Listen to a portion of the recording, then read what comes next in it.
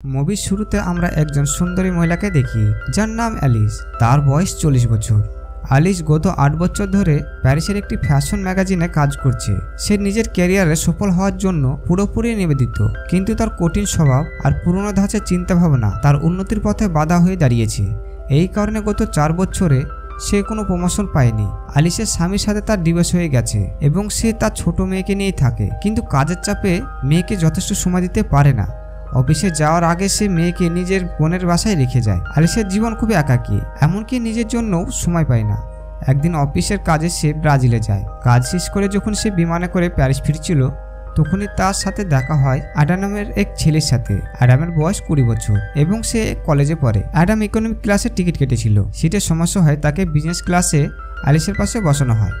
প্রথমবার বিজনেস ক্লাসে বসে সে খুশিতে ভরে ওঠে। অন্যদিকে অ্যালিস ল্যাপটপে কাজ করছিল। প্লেন ল্যান্ড করার সময় হঠাৎ ঝাঁকুনি শুরু হয়। এতে অ্যালিস ভয় পেয়ে অ্যাডামের হাতকে শক্ত করে ধরে। এতে অ্যাডাম ভেতরে ভেতরে খুশি হয়ে যায়, কারণ প্রথমবার কোনো নারী তার সঙ্গে এমনটা করলো। সেদিন থেকেই সে অ্যালিসের প্রতি আকৃষ্ট হয়ে পড়ে। প্লেন নামার পর অ্যালিস চলে যেতে থাকে। অ্যাডাম কথা বলতে চাইলে অ্যালিস শুধু বাই বলে বেরিয়ে যায়। কিছুক্ষণ পর অ্যাডাম খেয়াল করে যে অ্যালিসের পেন ড্রাইভ সিটের নিচে পড়ে গেছে। সেটা ফেরত দিতে সে এয়ারপোর্টের বাইরে আসে, কিন্তু তখন অনেক দেরি হয়ে যায়। অ্যালিস ইতিমধ্যে তার বোনের গাড়িতে উঠে চলে যায়। গাড়িতে ফেরার পথে অ্যালিসের বোন তাকে একজন ডাক্তারের কথা বলে, যাকে সে অ্যালিসের জন্য উপযুক্ত মনে করে, কিন্তু অ্যালিস বিয়ে করতে চায় না বলে রাজি হয় না। এতে তার বোন রেগে যায়, কারণ সে চায় অ্যালিস যেন নতুন করে জীবন শুরু করুক। এরপর অ্যালিস অফিসে যায়, কিন্তু তার সহকর্মীরা তার রুট আচরণ পছন্দ করে না এবং পেছনে তার সমালোচনা করে। তবে সেখানে একজন তার বন্ধু আছে যে সবসময় অ্যালিসকে সাপোর্ট করে। একদিন অফিসের কর্মী জানায় অ্যাডাম নামে কেউ তাকে ফোন করেছে। সে অ্যালিসের সঙ্গে কথা বলতে চায়, কিন্তু অ্যালিস বলে সে কাউকে চিনে না।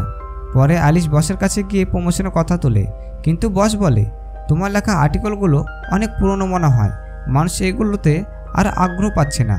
তোমাকে নতুন আর রোমাঞ্চকর কিছু আনতে হবে, না হলে চাকরি হারাতে হবে। এই কথা শুনে অ্যালিস রাতে দেরি পর্যন্ত অফিসে বসে ভাবে কিভাবে নতুন কিছু আনতে পারে। তখনই সে স্টাফের দেওয়া নোট খুঁজে পায়, যেখানে লেখা ছিল যে ওই ছেলে পেন ড্রাইভের কথা বলছিল। অ্যালিসের মনে পড়ে যায় সে ভুল করে প্লেনেই পেন ড্রাইভ ফেলে এসেছিল। সে তৎক্ষণাৎ অ্যাডামকে ফোন করে বলে তুমি কোথায় আছো, আমার পেন ড্রাইভটা খুব দরকার। সেই সময় অ্যাডাম তার বন্ধুদের সঙ্গে বারে ছিল। সে অ্যালিসকে সেখানে আসতে বলে। অ্যালিস যখন বারের বাইরে পৌঁছায়, তখন অ্যাডাম তাকে ভেতরে নিয়ে যায় এবং নিজের বন্ধুদের সঙ্গে পরিচয় করিয়ে দেয়। সেই বারে অ্যালিসের অফিসের 2 স্টাফ উপস্থিত ছিল। তারা অ্যালিসকে অ্যাডামের সঙ্গে দেখে অবাক হয়ে যায়। অ্যালিস তাড়াহুড়ো করে পেন ড্রাইভ নিয়ে চলে যেতে চায়। তখন অ্যাডাম বলে পেন ড্রাইভ তো আমার বাড়িতে আছে, আমাদের ওখানে যেতে হবে। দুজন বাইরে আসে। অ্যাডাম তার স্কুটারে বসতে বলে। অ্যালিস জীবনে প্রথমবার স্কুটারে বসতে যাচ্ছিল, তাই একটু দ্বিধা করে। অ্যাডাম তাকে হেলমেট দেয়, কিন্তু অ্যালিস সঠিকভাবে পড়তে না পারায় অ্যাডাম নিজে সাহায্য করে। ঠিক সেই মুহূর্তে অফিসের ওই 2 স্টাফ এমন কোণ থেকে ছবি তোলে যেন মনে হয় তারা একে অপরকে চুম্বন খাচ্ছে। ছবিটি তারা চুপিসারে ক্লিক করে এবং অনলাইনে পোস্ট করে দেয়। অ্যাডাম অ্যালিসকে তার বাড়িতে নিয়ে যায়, যেখানে তার বাবাও ছিল। ইচ্ছা করে অ্যাডাম পেনড্রাইভ দিতে দেরি করে, যাতে অ্যালিসের সঙ্গে আরও কিছুক্ষণ কথা বলা যায়। শেষে সে পেনড্রাইভ দিয়ে দেয়। অ্যালিস বেরিয়ে আসতেই অ্যাডাম বলে আমি কি তোমাকে স্কুটারে পৌঁছে দেব? অ্যালিস উত্তর দেয় না, আমি চলে যাব। অ্যাডাম আবার জিজ্ঞেস করে আমরা কি একদিন কফি খেতে যেতে পারি?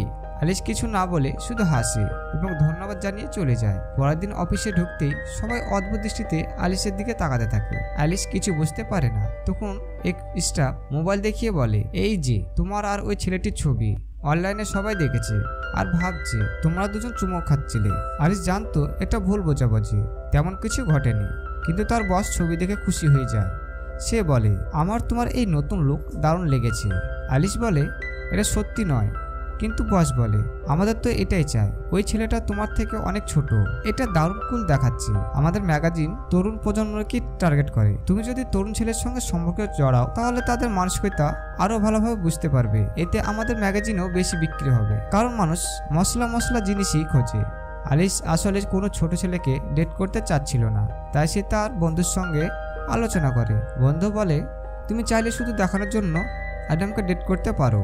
বস এটা দেখে খুশি হবে এবং তোমাকে প্রমোশন দেবে, কিন্তু কারো অনুভূতির সঙ্গে খেলা আর মিথ্যা সম্পর্ক করা সঠিক নয়। তবুও প্রমোশনের নেশায় অ্যালিস ভেবে না দেখে নিজের ক্যারিয়ারে এগিয়ে নিতে অ্যাডামকে ব্যবহার করার সিদ্ধান্ত নেয়। পরদিন অ্যালিস অ্যাডামের সঙ্গে দেখা করে একদম নতুন লুকে। অ্যাডাম তাকিয়ে থাকতে থাকে। তার চোখ সরাতে পারে না। অ্যালিস তার সঙ্গে ফ্লার্ট করতে শুরু করে। দুজন কথা বলতে বলতে ঘনিষ্ঠ হয়। অ্যাডামের বিশ্বাস হয় না যে সে অ্যালিসের সঙ্গে সময় কাটাচ্ছে। রাতে অ্যালিস অ্যাডামকে নিয়ে তার এক বন্ধুর শোতে যায়। সেখানে ইচ্ছা করে সবাইকে বোঝানোর চেষ্টা করে যে সে তার চেয়ে 20 বছরের ছোট একজনকে ডেট করছে। কিন্তু শো এর হোস্ট যে অ্যালিসের বন্ধু ইচ্ছা করে অ্যালিসকে ছুতে শুরু করে, তখন অ্যাডামের একদম ভালো লাগে না। সে ওই বন্ধুর শো নিয়ে মজা করতে শুরু করে। অ্যালিসও তার কথায় হেসে ওঠে। এতে বন্ধু অপমানিত হয়ে চলে যায়। পরে অ্যালিস আর অ্যাডাম একান্তে কথা বলে। অ্যাডাম বলে, আমি কখনো ভাবিনি যে তোমার সঙ্গে এভাবে দেখা হবে আর আমরা একসঙ্গে ঘুরবো। অ্যাডাম জানতো যে অ্যালিসের ডিভোর্স হয়েছে এবং তার একটি মেয়েও আছে, কিন্তু এতে তার কিছু যায় আসে না। অ্যালিস শেষমেশ বলে, আমাদের একে অপরকে আরও ভালোভাবে বোঝার দরকার আছে। ঠিক সময় অ্যালিসের বোন ফোন করে। সে বলে অ্যালিসকে, আমি সেই ডাক্তারকে ডেকেছি যাকে তোমার সঙ্গে পরিচয় করতে চাইছিলাম, তাই তুমি তাড়াতাড়ি বাড়িতে চলে এসো। অ্যালিস আসতে চায় না, কিন্তু বোনের কথার মান রাখতে গিয়ে সে অ্যাডামকে মিথ্যা বলে, আমার মেয়ের শরীর খারাপ, আমাকে বাড়ি যেতে হবে। এটা শুনে অ্যাডাম চিন্তিত হয়ে পড়ে। সে তাড়াতাড়ি ট্যাক্সিকে ডেকে আলিশাকে বসিয়ে দেয়। এটা দেখে আলিশ বুঝতে পারে অ্যাডাম তার প্রতি কতটা যত্নশীল।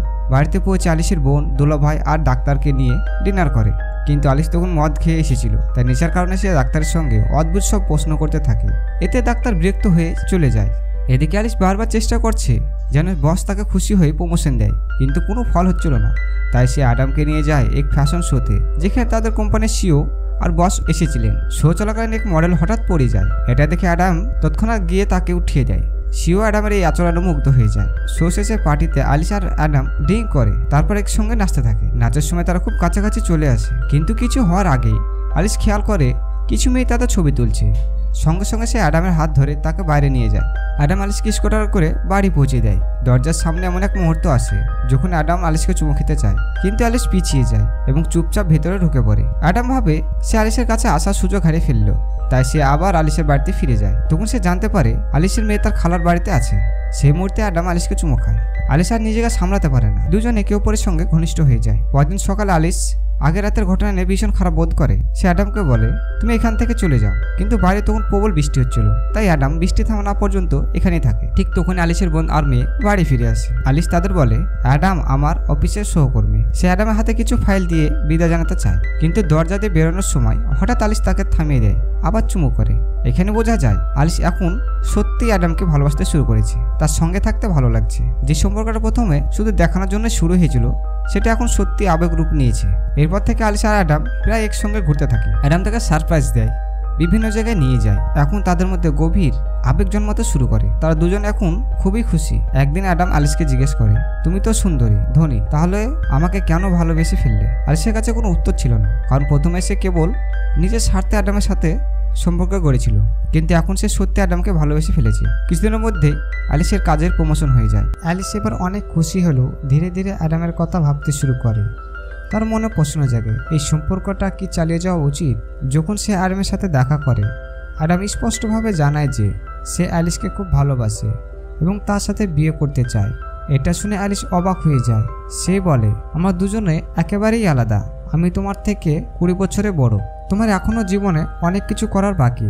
আমরা এই সম্পর্কে এগিয়ে নিতে পারবো না। আমি তোমাকে ভালোবাসি, কিন্তু আমার অনেক দায়িত্ব আছে। আমার মেয়ে আছে, আমার কাজ আছে। এই অবস্থায় আমরা একসাথে থাকতে পারবো না। মানুষ আমাদের নিয়ে কি বলবে? সে মনে করে এখানে সম্পর্ক থামিয়ে দেওয়াই ভালো, কিন্তু অ্যাডাম তার কথা মানতে চায় না। তবু অ্যালিশ সরে আসে। অ্যালিশ জানতো যে শুরুতে সে অ্যাডামকে শুধুই প্রমোশনের জন্য ব্যবহার করেছিল, কিন্তু ধীরে ধীরে সত্যি তার প্রেমে পড়ে গেছে। তবুও দায়িত্ব আর সমাজের ভয়ে তাকে অ্যাডামের থেকে দূরে সরে যেতে হয়। অ্যাডামের থেকে দূরে গিয়ে অ্যালিশ একেবারে একা আর শূন্য বোধ করতে থাকে। অ্যাডামও একই কষ্টে ভুগছিল। সে তার বাবার সাথে এই কথা শেয়ার করে। বাবা তাকে বোঝায়, আমারও তোমার মতো বয়সে প্রেম হয়েছিল, কিন্তু জীবনকে এগিয়ে নিয়ে যেতে হয়। এরপর একদিন অ্যালিশের অফিসের সিইও নিজে নতুন কভার ফটো দেখতে আসেন, কিন্তু তিনি ফটো পছন্দ করেন না। তিনি নতুন কোনো চেনা অচেনা মুখ খুঁজছিলেন। তখনই তার চোখে পড়ে অ্যালিশের ল্যাপটপে ওয়ালপেপারের অ্যাডামের ছবি। সিও চিনতে পারেন এই সে ছেলে যে র্যাম্প শোতে পড়ে যাওয়া মেয়েকে সাহায্য করেছিল। সে সিদ্ধান্ত নেয় অ্যাডামই হবে ম্যাগাজিনের নতুন মডেল। অ্যালিশ চায় না অ্যাডামের সাথে আবার দেখা হোক, কিন্তু বসের জেরাজুরিতে তাকে রাজি হতে হয়। সে কল ও মেসেজ করে অ্যাডামকে, কিন্তু অ্যাডাম তখন ভাঙা হৃদয়ে একা বসে মদ খাচ্ছিল। সে রাগে কোনো জবাব দেয় না। শেষমেশ অ্যালিস নিজে তার বাসায় গিয়ে তাকে নিয়ে আসে। অ্যাডাম ভেবে নেয় এবার হয়তো অ্যালিস আবার সম্পর্ক শুরু করতে চাইছে, কিন্তু অ্যালিস বলে তোমাকে ম্যাগাজিনে মডেল হতে হবে, সুন্দর সুন্দর মেয়েদের সাথে কাজ করার সুযোগ পাবে, আর এই জন্য তোমার টাকাও মিলবে। এটা শুনে অ্যাডাম প্রচণ্ড রেগে যায়। তার বুঝতে বাকি থাকে না অ্যালিস কাজের স্বার্থেই এসেছে। সে বলে আমি তোমার সাথে দেখা করতে চাই না, ভালো হবে আমরা আর কখনোই না দেখা করি। এই বলে সে চলে যায়। ফটোশ্যুটের দিন সবাই অ্যাডামের জন্য অপেক্ষা করছিল। অ্যালিস ভয় পাচ্ছিল যদি অ্যাডাম না আসে তবে তাকে চাকরি হারাতে হবে, কিন্তু অ্যাডাম শেষ পর্যন্ত আসে, কারণ সে এখন অ্যালিসকে ভালোবাসে। মেকআপ রুমে তাকে প্রস্তুত করা হচ্ছিল, তখন অ্যালিসের এক বন্ধু এসে ক্ষমা চায় এবং জানায় আমি অ্যালিসকে পরামর্শ দিয়েছিলাম তোমার সাথে ভুয়ো সম্পর্ক করতে, যাতে সে প্রমোশন পায়। এটা শুনে অ্যাডামের হৃদয় ভেঙে যায়। তার মনে হয় অ্যালিসের প্রেম আসলে অভিনয় ছিল। তবুও সবার সামনে সে হঠাৎ অ্যালিসকে চুমন খায়, তারপর ফটোশ্যুট শুরু করে। কিন্তু অ্যাডামের জন্য এটা একেবারে নতুন অভিজ্ঞতা ছিল। সে ভালোভাবে পোজ দিতে পারছিল না, ফটোগ্রাফার বারবার নির্দেশ দিচ্ছিল। এতে সে বিরক্ত হয়ে যায় এবং চলে যেতে থাকে। অ্যালিস তাকে থামানোর চেষ্টা করে, কিন্তু অ্যাডাম রাগে বলে আমি তোমাকে হৃদয় দিয়ে ভালোবেসেছিলাম, আর তুমি নিজের স্বার্থে আমাকে ব্যবহার করেছো। এই বলে সে সেখান থেকে চলে যায়। অ্যালিস খুব খারাপ বোধ করে। তার বসও তাকে চাকরি থেকে বের করে দেয়। একেবারে একা হয়ে যায় অ্যালিস। প্রতিটি মুহূর্তে অ্যাডামের স্মৃতি তাকে কষ্ট দিতে থাকে। তখনই অ্যালিস বুঝতে পারে তার কাছে ক্যারিয়ারের চেয়ে মূল্যবান সেই মানুষ যাকে সে ভালোবাসে। শেষমেশ অ্যালিস অ্যাডামের কলেজে গিয়ে সবার সামনে বলে আমি ভবিষ্যৎ নিয়ে ভাবা ছেড়ে দিয়েছি। সমাজ আমাদের নিয়ে কি ভাববে সেটা আমার আর কোনো গুরুত্ব নেই। আমি শুধু তোমাকে চাই, আমি তোমাকে ভালোবাসি এবং তোমার সাথে থাকতে চাই। সে অ্যাডামের কাছে ক্ষমা চায়। অ্যাডামও তাকে ভালোবাসতো, তাই সে অ্যালিসকে ক্ষমা করে দেয়। এরপর দুজন একসাথে সুখে শান্তিতে থাকতে শুরু করে। আর এখানে সিনেমার সমাপ্তি ঘটে। তো এই সিনেমাটি কেমন লাগলো অবশ্যই কমেন্ট করে জানাবেন এবং সাবস্ক্রাইব করতে ভুলবেন না।